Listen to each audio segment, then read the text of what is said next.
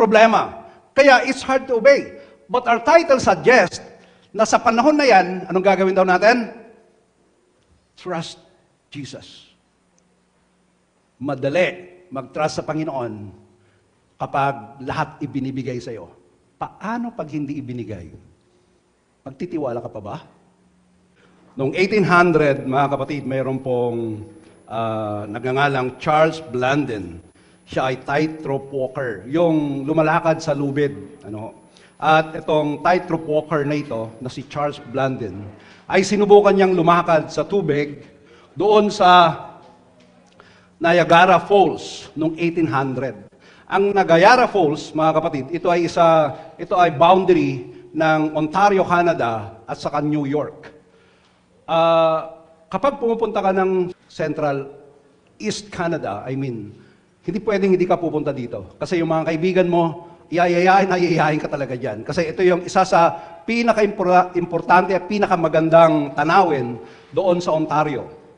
So, itong si Charles Blondin ay sinubukan niya na tumawid sa pamagitan ng lubid. Meron ako nakitang picture niya. 1800 kaya, kasi ganyan. Okay? So, ang haba nito, mga kapatid, ay more or less 15 to 20 minutes to 30 minutes na lakarin. Depende yan kung dire-diretso. Ngayon, kung siya ay nag-stunt, kasi dito may mga wheelbarrow na ginagamit pa niya. Kasi ito talaga work niya talaga. Ito. Now, kung siya ay nakatuwid na sa kabila, ay meron siyang isa sa pinaka-importanting tanong niya. Here. Do you believe I can cross again with someone on my back? Naniniwala ba kayo na kaya ka ulit tumawid na mayroon ng tao dito sa likod ko? Aba, sabi ng mga tao, yes, we believe. Iwalang ganun.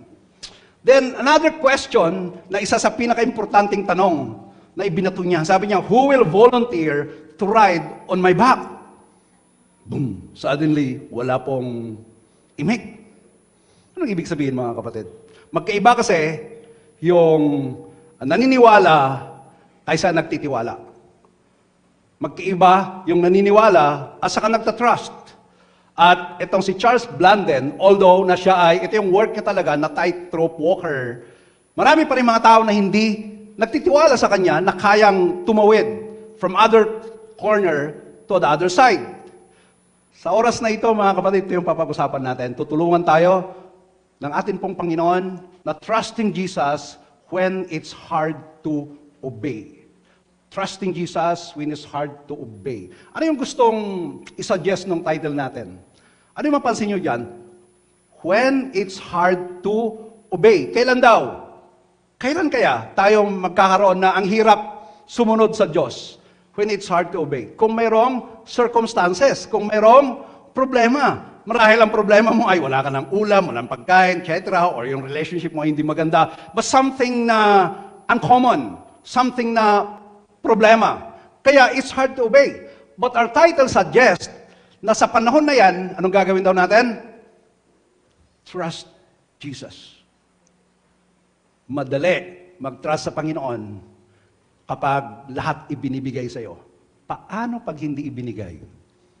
Magtitiwala ka pa ba?